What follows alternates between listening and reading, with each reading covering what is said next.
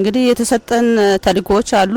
እሱን መሰረት በማድረግ ያው ከአቻ መከታተያ ክፍሎች ጋር የግንኙነት መረብ በመፍጠር የምክክርና የልዩ ልዩ የምክር አገልግሎትን ልምድ ልውውጥ እናደርጋለን።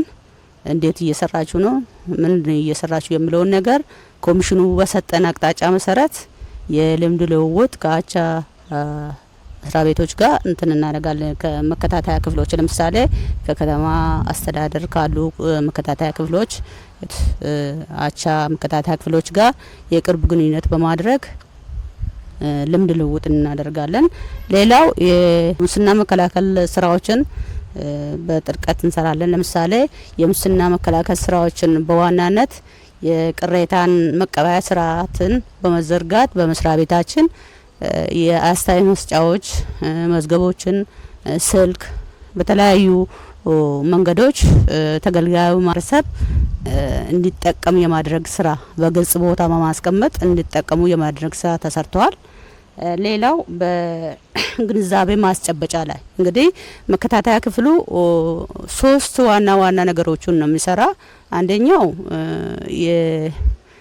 የመከላከል ስራ ሰዎች ወደ ሙስናና ብልሹ አሰራር ከመግባታቸው በፊት ራሳቸውን እንዲከላከሉ የማስራት ስራ እንሰራለን። ሁለተኛ ደግሞ ማስተማር፣ ይህንን ትኩረት አድርገን ነው እንግዲህ እንደ መከታተያ ክፍል የግንዛቤ ማስጨበጫ ስራዎችን እንሰራለን። ሌላው ያው ከአቅም በላይ የሆነውን ደግሞ የማጋለጥ ስራ የሚሰራበት ይሆናል ማለት ነው። እንግዲህ ፎከስ ያደረግነው እኛ የማስተማር ስራ ነው። ሰዎች ወደዛ እንዳይገቡ የማስተማር ስራ ላይ ትኩረት አድርገን በመስራት እንገኛለን ማለት ነው። ለምሳሌ አሁን ከማስተማር አኳያ አሁን ወደ 2-3 በተገኙት አጋጣሚዎች ራሱ ወደ ለ65 ወንዶችና ለ78 ሴቶች በአጠቃላይ ለ143 ሰራተኞች የግንዛቤ ማስጨበጫ ስራዎች እንሰራለን። እዚህ ላይ ሰራተኞች ብቻ ሳይሆኑ አመራሩ ራሱ ተገኝቶ የግንዛቤ ማስጨበጫ ስራ እንዲወስድ የማድረግ እነሱም ከሰራተኛው ጋር ቁጭ ብሎ እንዲወስዱ የማድረግ ስራ ተሰርተዋል ማለት ነው። ሌላው መከታተያ ክፍሉ ካደረጋቸው ከሰራቸው ስራዎች መካከል የሀብት ምዝገባን እንደ ከተማና መሰረተ ልማት ቢሮ ወደ 109 የሚሆኑ ሰራተኞች አሉን። እነዚህ 109 ሰራተኞች የግድ ሀብቱን ማሳወቅና ማስመዝገብ ስላለበት ክትትልና ቁጥጥር በማድረግ እንዲያስመዘግቡ የማድረግ ስራ ተሰርቷል። በዚህ አመት አሁን ለምሳሌ ባለፈው አመት የቀሩት አሉ። እነሱን ቤዝ በማድረግ በዘንድሮ አመት ማለት ነው በ2018 ነባር ወደ 12 ሰራተኞች እንደገና ደግሞ አዲስ ከዚህ በፊት አስመዝግበው የማያውቁት ደግሞ ወደ 6 የሚሆኑ በአጠቃላይ 18 ሰራተኞች የቀሩት ከቀደም ሲል ከቀሩት ውስጥ 18 ሰራተኞች ሀብታቸውን እንዲያስመዘግቡ የማድረግና እዛ ላይ ደግሞ ኮሚሽኑ ባዘጋጀው ሰርቲፊኬት የእውቅና እንትን ደብተር ወይም ሰርቲፊኬት እንዲሰጣቸው ተደርጓል ማለት ነው። ይሄ እንግዲህ በኮሚሽኑ አቅጣጫ በሰጠን መሰረት ይሄንን ዋና ዋና ተግባራትን አከናውነናል ማለት ነው። ሌላው በከተማና መሰረተ ልማት ቢሮ ያው ያሉትን ስራዎች በዳይሬክተሮቹ ጋር በመቀናጀት በጋራ ሆነን ያለውን ስራ እንድንሰራ ያው አመራሩን በሚሰጠን አቅጣጫ መሰረት ተቀናጅተን እየሰራን እንገኛለን ማለት ነው። ከሌላው አንጻር የከተማና መሰረተ ልማት ቢሮ ለየት የሚያደርገው በጠየቅ ነው መከታተያ ክፍሉ በሚጠይቀው እንትን መሰረት ሁሉንም ነገር የማሟላት ስራ ለመከታተያ ክፍሉ በጀትም ይሁን ማቴሪያልም ይሁን ድጋፍ የማድረግ እንትኖች ከሌሎቹ የተሻለ ነው ብዬ ነው የምወስደው ማለት ነው። ሌላ ቦታም ሰርቻለሁ። ይሄኛው ለየት በማድረግ ትኩረት በመስጠት በምንሰጣቸው በማቀርባቸው ፕሮፖዛሎች ቶሎ ምላሽ የመስጠት ስራ ሁኔታዎች ይታያሉ ማለት ነው። የስነ ምግባር ክፍሉ በተቋሙ የተለያዩ ስራዎችን ለመስራት አቅዷል። ከቅዶቹም የመጀመሪያው በግዥና በንብረት አያያዝ እና አጠቃቀም ዙሪያ የሚል የአሰራር ስርዓት ጥናት አድርጎ በሂደት ያው የመጨረሻ ፊኒሽንግ ላይ ይቀራል። ግን ሂደት ላይ መሆኑንና ከዚህም ከስፖርቱን ታዳጊዎች አብዛኛው የኛ ተቋም ከሌሎች ተቋሞች ለየት የሚያደርገው የማህበረሰብ ተሳትፎ ይጠይቃል። ተሳትፎ ምንድነው?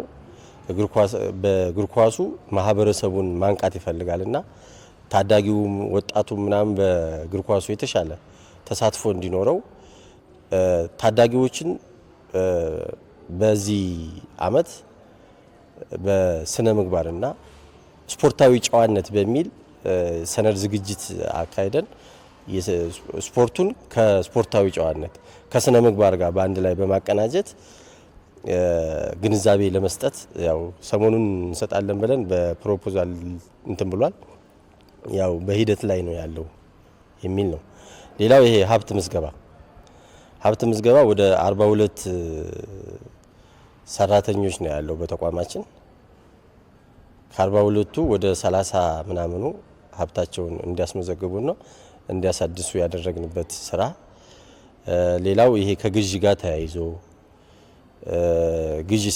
በፊት ግዥ በሚገዛበት ሰዓት የስነ ምግባር ክፍሉ እስከ ግዦች ጋር ራሱ እስከ ተቋሙ ድረስ እስከሚገዙት ምን የትኛውን እቃ ነው የሚገዛው፣ የግዢ ሲስተማቸውስ ምን ይመስላል፣ ለብልሹ አሰራር ተጋላጭ ነው ተጋላጭ አይደለም የሚለውን ነገር የስነ ምግባር ክፍሉ እስከዛ ድረስ ጨረታ አውጥተው አሸናፊ እስከሚለይበት ድረስ የስነ ምግባር ክፍሉ እስከ ታች እስከ ቦታው ድረስ በመሄድ ክትትልና ድጋፍ አድርጎ የማስተካከያ ነገሮች አቅጣጫ የመስጠት እና የማማከር ስራ እያከናወነ ይገኛል ማለት ነው። በስነ ምግባርና በስፖርታዊ ጨዋነት እንዲሁም እንደገና ግዥና ሙስና የሚል ሰነድ ዝግጅት ላይ ጨርሰናል። ቅርብ ጊዜ ግን እናቀርባለን ብዬ አስባለሁ።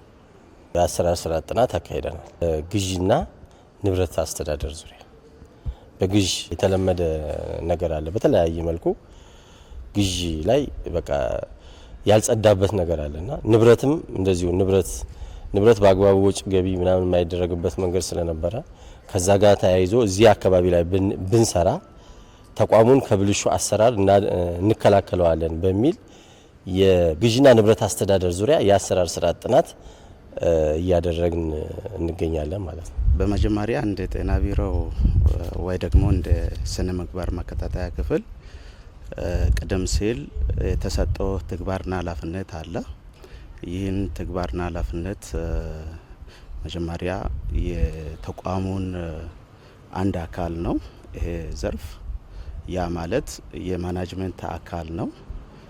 ከዛ አንግል ስራዎቹን እየተፈጸመ ነው የሚገኘውና በአጠቃላይ 2018 ላይ በእቅዳችን መሰረት ብዙ ስራዎች እየሰራን ነው።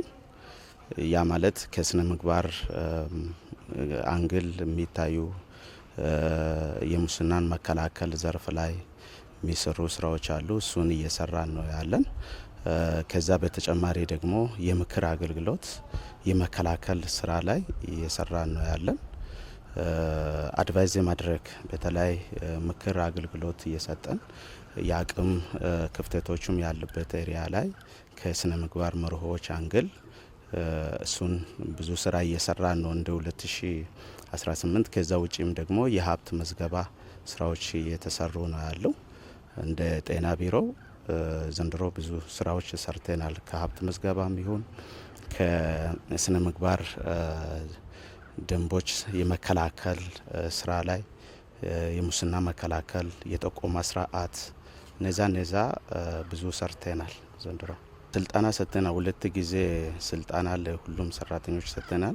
በተለይ የመከላከል ዙሪያ ላይ ብዙ ሰርተናል። እንዲሁም ደግሞ የመርሆች ላይ የስነ ምግባር መርሆች ምንድን ነው የሚለው አብዛኛው ጊዜ ይታወቃል ይሄ ጉዳይ፣ ግን ተግባራዊነቱ ላይ ክፍተቶች አሉ።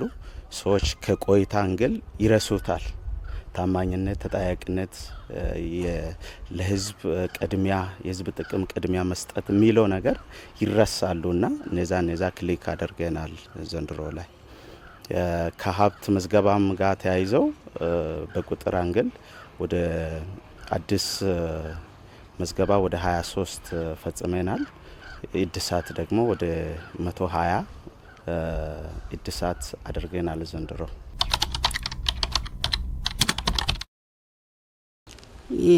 ያው የመፍራት ሁኔታዎች አሉ። ያንን ሰብሬ ነው የገባሁት። ምንድነው በጓደኝነትም በምንም በመቅረብ ወደ እኔ እንዲመጡ የማድረግ ስራ ነው የሰራሁት። ለምን በርቀት ከሚያዩ እንደዚህ አልመሰለንም ይላሉ። በጣም የተቀየሩ አሉ ማለት ነው። እኛ እኮ ድሮ ዝም ብለን ነው ፈርተን የምናልፈው ይላሉ። አሁን ግን መከታተያ ክፍል ሲባል በቃ አርቆ የማየት የመግለል ሁኔታዎች ይታየን ነበራሉ። እንፈራለን ይላሉ። አሁን ግን ቀረኳቸው። ምንድነው እየሰራችሁ ያላችሁ? እንዴት ነው እየሰራችሁ ያላችሁ የሚለው ነገር ጠየቅኳቸው፣ ቀረብኳቸው። በቃ ሁሉንም ነገር እነሱም በግልጽ ስራዎቹን ራሱ እዚህ ጋር እኮ አብረን እንስራ የሚለውን ነገር እንትን በቃ እኔ ስለሄድኩባቸው እነሱም ወደ እኔ የመምጣትና በቃ ይህንን ብዥታዎችን የመስበር ግንዛቤዎችን በመፍጠር ነው። ዋናው ደግሞ የግንዛቤ ማስጨበጫው ስራዎችን መድረክ አመራሩ በሰጠኝ በጀት መሰረት ሁሉም በቃ ደስተኛ ሆኖ ሻይ ቡና ምናምን በማዘጋጀት መች ይደርሳል የሚለውን ነገር ነው። በቃ በደስታ ሰራተኞች ሁሉም ወደ እኔ እንዲመጡ ያደረኩት ማለት ነው። አንድ እንደ ጤና ቢሮ አንድ ተሞክሮ አለን ብዬ አስባለሁ። ያ ማለት ለዚህ ክልልም ተሞክሮ ይሆናል ብዬ ማስበው እንደ ጤና ቢሮ አራቱ ጥምረታ አለን እኛ እንደ ተቋም። ያ ጥምረት ስነ ምግባር አለ፣ ኦዲት ክፍል አለ፣ ህግ ክፍል አለ፣ መልካም አስተዳደር ዘርፍ አለ። እነዚህ እንደ ተቋም ሰነድ አዘጋጅተን በየዋሩ አፈጻጽሞቻችን የምንከታተልበት ስርዓት አለ። ኃላፊዎቻችንም ደግሞ ምናማከርበት ስርዓቶች አሉ።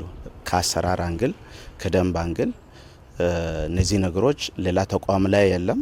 እንደ ጤና ቢሮ ይሄንን ተሞክሮ ሊሆን ይችላል። ሌሎቹም መጥቶ ተሞክሮን ወስደው በዚህ ልክ ተቋማቸው ላይ አራቱን ጥምረት ፈጥረው ስራዎቹን ቢከታተሉ መልካም ነው ብዬ አስባለሁ። የዚህ የተሰጠን ተግባርና ኃላፊነት ሁሉም ተቋም ላይ በትክክል አቺቭ ብናደርግ የሚል መልእክት አለኝ። ምክንያቱም የተሰጠን ትልቅ ኃላፊነት አለ። ህዝቡ ነው ሰርቭ የምናደርገው፣ አሰራር ነው ተግባራዊ የምናደርገው። እነዛን በትክክል በተሰጠን ስራ ኃላፊነት ባለን አቅም እና ክህሎት ስራዎቹን ብንሰራ የተሻለ አፈጻጸም እናስመዘግባለን። እንደ ክልልም እንደ ተቋምም እንደ ሀገርም በዛው ልክ አፈጻጽሞቻችን የተሻለ ይሆናል ብዬ አስባለሁ። እኔ ለመከታተያ ክፍሎች ማስተላለፍ የምፈልገው ምንድነው ቅረቧቸው ነው የምለው። በቃ ቀርቦ ሁሉንም ነገር ሰብሮ መግባት ነው። በቃ ያለውን ነገር ያው የተቀመጠውም የማስተማር ስራ ስለሆነ ሌላ ጋር አይደለም። አስተምረናቸው ወደኛ እንዲመጡ የማድረግና ያው በንቃት እንዲሳተፉ ሰዎች ወደ ራሳቸው እንዲመጡ የማድረግ ስራ ቢሰራ የሚለውን ነው። ሌላው ያው አመራሮቹም ደግሞ እንደኔ ቢሮ ማለት ነው መከታተያ ክፍሎች የት ናቸው፣ እንዴት ነው እየሰሩ ያለው የሚለውን ነገር ትኩረት ሰጥቶ ማለት ነው በጋራ በመቀናጀት ውጤታማ እንዲሆኑ የማድረግ ስራ ቢሰራ መልካም ይመስለኛል ማለት ነው።